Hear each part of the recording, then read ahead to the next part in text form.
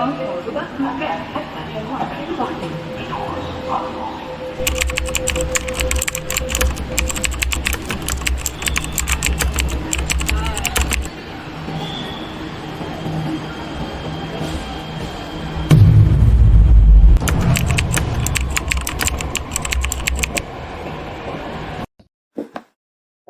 Dalam film dokumenter Manusia di Balik Statistik Sosial, kita menyelami lapisan-lapisan dalam statistik sosial yang seringkali terasa dingin dan tak berjiwa. Dokumenter ini membawa kita kepada kisah-kisah manusia yang menjadi titik fokus dalam angka-angka dan data statistik yang sering diabaikan. Melalui perjalanan yang penuh dengan empati, kita mendengar suara individu-individu yang hidup dalam berbagai masalah sosial, termasuk kemiskinan, pengangguran, ketidaksetaraan, permasalahan kesehatan mental, dan lainnya. Mereka menceritakan kisah hidup mereka, berbagi pengalaman, harapan, dan kekhawatiran yang mereka rasakan. Dokumenter ini menggambarkan bagaimana manusia sejatinya berada di balik angka-angka statistik yang begitu sering kita dengar. Namun, dokumenter ini juga menyoroti peran positif yang dimainkan oleh organisasi, pejuang sosial, dan relawan yang berjuang untuk mengatasi masalah sosial ini. Mereka bekerja dengan tekun dan berusaha memperbaiki nasib orang-orang yang terpinggirkan. Manusia di balik statistik sosial mengajak kita untuk melihat lebih dalam dan melampaui angka-angka tersebut, dan meningkatkan kita bahwa setiap statistik adalah cermin dari kehidupan nyata. Dokumenter ini mengingatkan kita akan pentingnya memahami, empati, dan berpartisipasi dalam mencari solusi bagi masalah sosial ini, sehingga kita dapat membantu menciptakan masyarakat yang lebih berkeadilan dan berempati.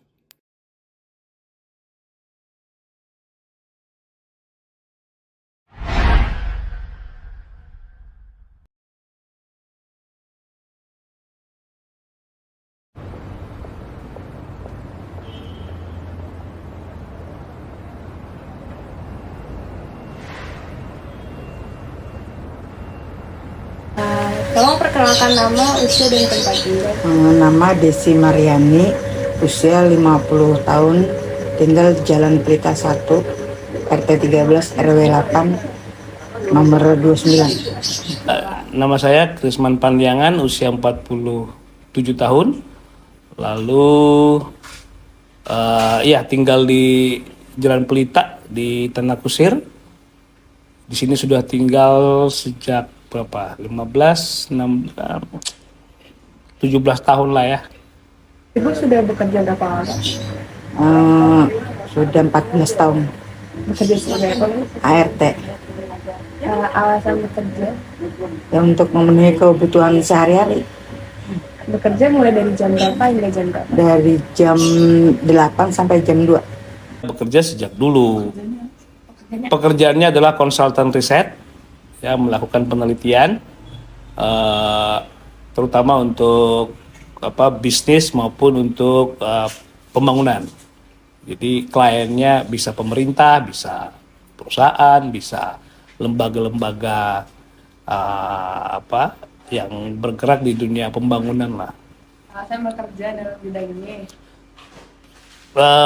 Fit dengan background pendidikan, saya ngambil psikologi dulu, lalu juga ya suka aja melakukan penelitian, melakukan travel kemana-mana, bertemu banyak orang. Bagaimana Anda memperbedakan kesenjangan perumahan di wilayah ini dengan wilayah lainnya? Perbedaannya ya, kalau di wilayah sini ya biasa-biasa aja sih. Kalau yang di wilayahnya ya nggak terlalu ngikutin perkembangan wilayah lain, jadi tahunya yang di sekitar rumah sini aja.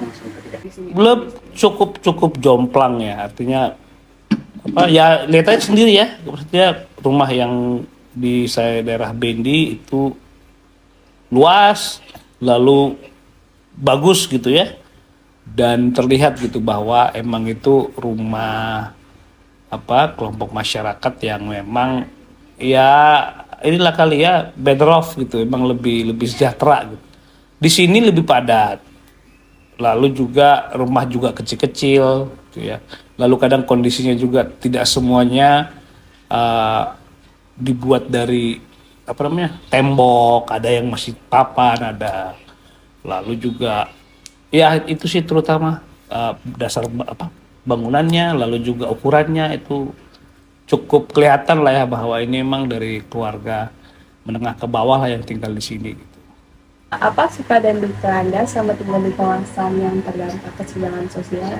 Suka dukanya ya, suka dukanya di wilayah sini ya, dari tetangga-tetangganya orangnya ya enak aja, enak begitu. Kalau dukanya? Kalau dukanya ya kadang ya namanya manusia kan, ada yang suka, ada yang enggak, suka ada yang apa, yang iri lah, yang apa, yang kalau ngeliat kita susah, orang gimana ya, ada yang senang, ada yang enggak. Sebetulnya sebanyak sukanya sih, duka sih nggak ada. Sukanya ya di sini masyarakatnya guyup, ya dekat satu sama lain. Itu mungkin ya yang di kelompok di masyarakat yang memang yang padat gitu ya. Jadi masyarakatnya masih ini. Cuman mungkin dukanya mungkin bukan duka ya, tapi lebih ke hal yang tidak dance-nya bikin orang jadi rame gitu. Jadi kadang-kadang kalau kita butuh suasana yang sepi, kita nggak dapat gitu lah. Karena rame orang lalu lalang, lalu juga segala macamnya lah. Harapan untuk kedepannya mengenai kesenjangan sosial? Harapannya mungkin yang bisa lebih baik lagi. Bisa lebih baik lagi dari yang sekarang. Tergantung apa kesenjangan sosial ini kan apa ya, ya kalau bisa tidak terjadi kesenjangan gitu kan, semua orang sama gitu. Tapi kan it's not easy gitu kan, bukan hal mudah gitu, perlu. Cuman ya harapannya lebih mungkin sih lebih ke interaksi, artinya walaupun ada kelihatan kesenjangan sosial dari sebuah kelompok masyarakat di tempat A dan di tempat B yang dekat-dekatan gitu ya, itu nggak membuat interaksi relasi antara mereka juga terputus gitu. Jadi tetap ada ya inilah ya, pergaulan yang cair, interaksi yang cukup ini dekat antara masyarakat yang tinggal di komplek perumahan yang bagus sama yang mungkin ya sederhana gitu. Itu sih sebetulnya.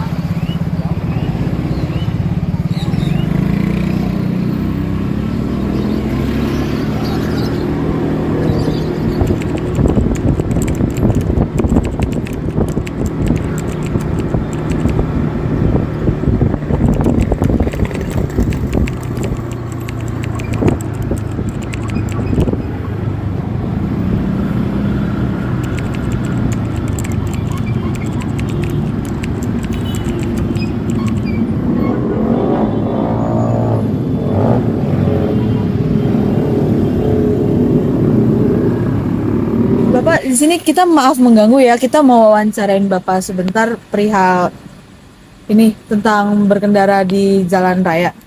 Nah, pertama-tama maaf sekali lagi saya tanyakan. Tadi nama Bapak siapa ya, Pak? Leo, Nah, Pak Leo usianya berapa? 26, Pekerjaannya wira swasta. Fiansyah, usianya berapa? 18 tahun, Pekerjaannya? sebagai driver ojol. Apa tanggapan Bapak terhadap kemacetan yang terjadi saat sedang di perjalanan? Kalau macet di jalan sih karena pulang kantor kan udah biasa, tapi di jalan itu terkadang masih banyak motor yang berugal-ugalan untuk di jalan gitu. Tanggapan saya sebaiknya untuk kendaraan pribadi harus dikurangkan dan lebih diperbanyak lagi kendaraan umum supaya untuk mengatasi kemacetan. Suka duka Bapak saat merasakan kemacetan tersebut apa ya Pak? Ya paling dukanya itu paling di memakan waktu. Kalau di pekerjaan kita ini juga boros bensin jadinya kalau ada macet gitu. Suka dukanya, saya kalau macet kadang suka sangat capek, harus berhenti dulu. Bensin juga menguras sangat banyak dan lain sebagainya.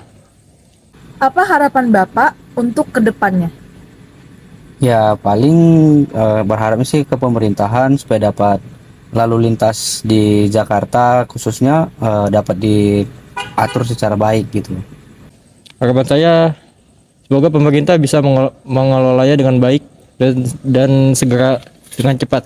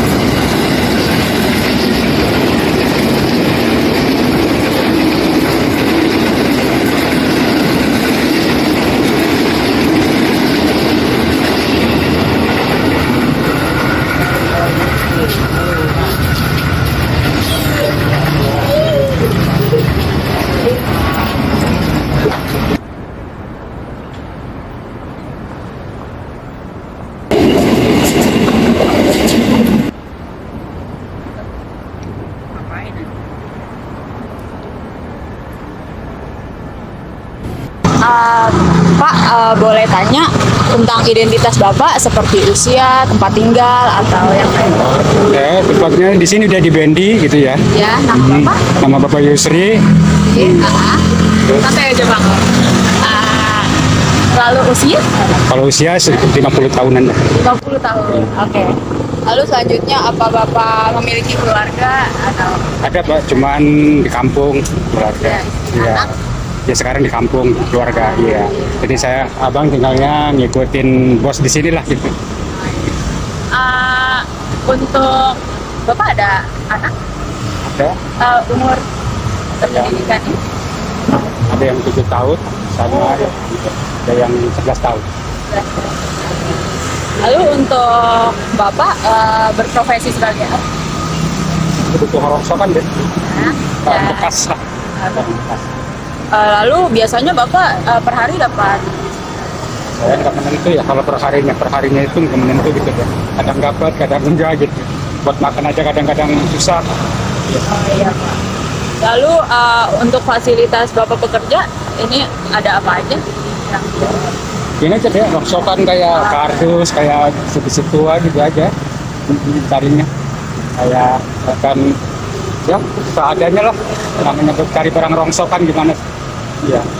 Lalu untuk berapa lama sih Pak untuk bekerja? Sini. Ya, 15 tahun. 15 tahun. Alhamdulillah. Alhamdulillah. Lalu Bapak bekerja tuh mulai dari jam berapa sih Pak? Jam 8 baru berangkat bekerja, jam 8-an lah. Pulang? Pulang sekitar jam 5. Jam 5. Oh, ya. Lalu apa sih suka duka Bapak selama Bapak bekerja? Banyak sih deh kalau kita ceritain ya. Iya, boleh Pak, silakan cerita aja. Kadang-kadang kita makan aja kekurangan, buat keliling aja kadang-kadang modal nggak ada kayak gitu. Banyak sih deh salah itu. Kadang-kadang uang aja nggak punya kan. Gimana gitu bisa dicari mencukupi buat keluarga di kampung gitu. Ya. Apa ada tanggapan Bapak dari warga sekitar? Apa Bapak pernah dapat pengalaman gak enak? Enggak sih. Ya. Mungkin ada aja ya 1-2 orang mah. Tapi alhamdulillah sih nggak ada pernah ngomel-ngomel apa nggak pernah. Ya. Terus untuk sukanya Pak, apa masyarakat di sini baik dan suka Pak? Alhamdulillah terbaik, respon semuanya. Yang penting kita jangan terlalu mengotori lah istilahnya, mengotori perjalanan ini. Ambil secara baiknya itu. Iya. Lalu untuk apa sih harapan Bapak ke depannya? Apa yang ingin Bapak, apa yang Bapak harapkan?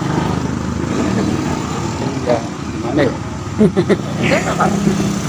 Pengennya sih ya, sebenarnya udah capek deh kerja beginian. Pengennya hidup di kampung gitu. Pengennya apa, jualan apa di kampung gitu. Dan kan di sini udah kayak begini, usahanya aja udah macet rasanya. Ya, untuk makan aja susah. Pengennya saya sih, pengennya kita pengen di kampung gitu. Kerja di sama keluarga lah gitu. Bareng. Terima kasih banyak Pak sudah bersedia diwawancarai. Terima kasih banyak ya Pak. Terima kasih sama-sama.